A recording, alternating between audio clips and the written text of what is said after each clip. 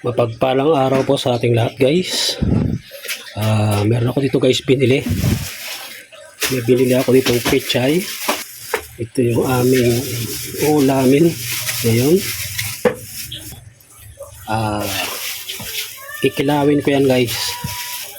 I-ensilada. Okay, guys. Let's go.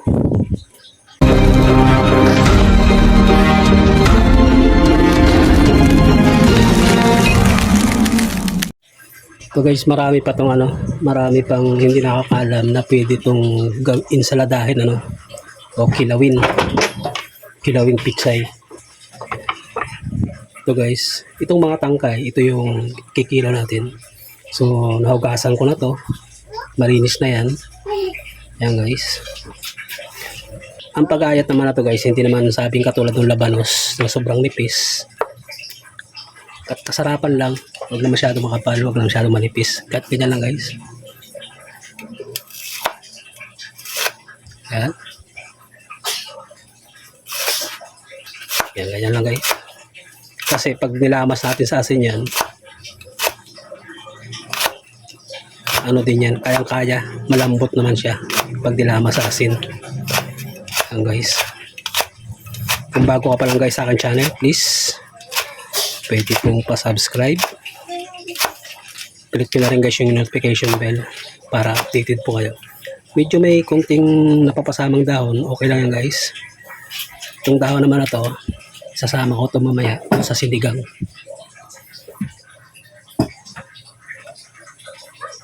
Okay. Ganito lang guys, napakasimple. Mabilis na luto lang rin to. Masarap pa. Tanggal umay.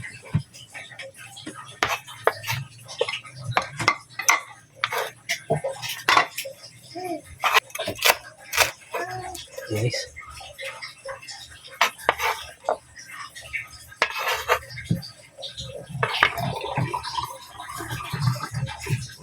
Yan na siya guys. Ito na lahat.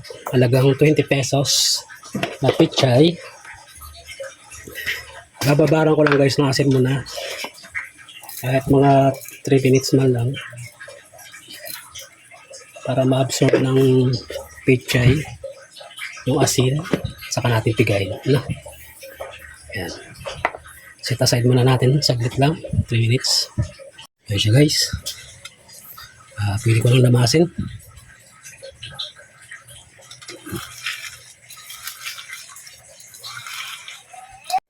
Yan na siya guys. So gagayatan natin ng sibuyas.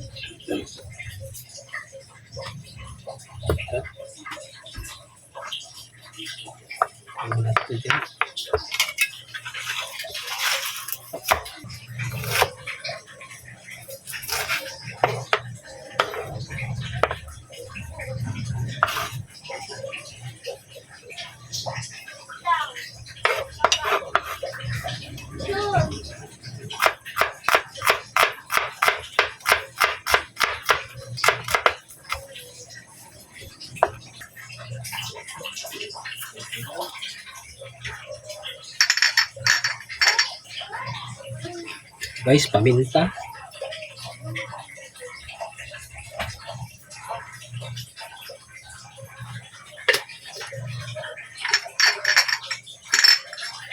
Kailangan na siya ng fried garlic.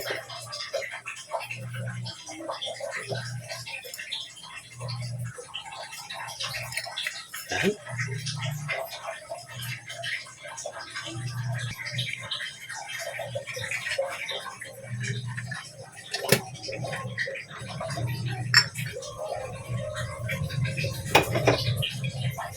Hilutuin natin siya sa vinegar o suka.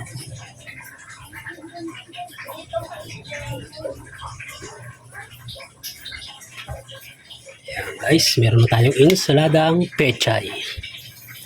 Okay guys.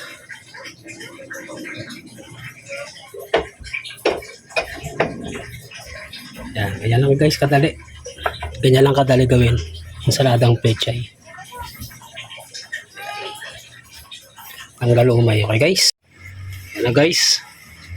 Yung ating insaladang pechay, inilaw na pechay. with fried tuna. Okay guys, maraming salamat guys sa ating masugid na tagapagpanood. Kung bago ka pa lang guys sa aking channel, please subscribe. Click nyo na rin guys yung notification bell para updated po kayo sa lahat ng mga video gagawin natin. Okay guys, God bless po sa lahat. Bye bye, ingat.